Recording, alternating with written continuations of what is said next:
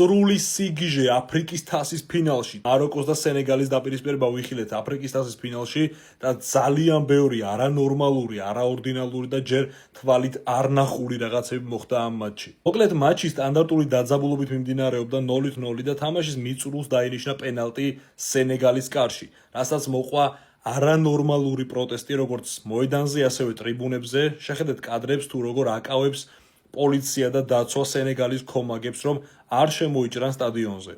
ფეხბურთელების პროტესტი კი გადაითარგმნა იმაში, რომ 25 წუთის განმავლობაში სენეგალის ფეხბურთელები უბრალოდ არ ბრუნდებოდნენ მოედანზე, გავიდნენ მოედნიდან და დატოვეს სტადიონზე მხოლოდ მაროკოს მოთამაშეები და მსაჯი.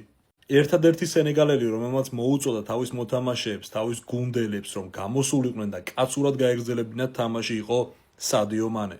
მოკლედ 25 წუთის შემდეგ სენეგალი ბრუნდება მოედანზე და მაროკოს ერთადერთი ნაბიჯი აშორებს ჩემპიონობამდე, რაც ნიშნავს იმას, რომ უბრალოდ პენალტი უნდა შეასრულონ ზუსტად.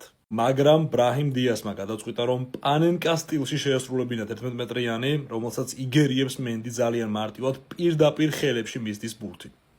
ამის შემდეგ თამაში გადადის დამატებით დროში, სადაც გეიეს ულამაზესი გოლით სენეგალი ხდება აფრიკის თასის ჩემპიონი. ზღაპარი, უბრალოდ ზღაპრად მოსაყოლი ამბავია ეს ერთი ძალიან მაგარი გიჟური მატჩი.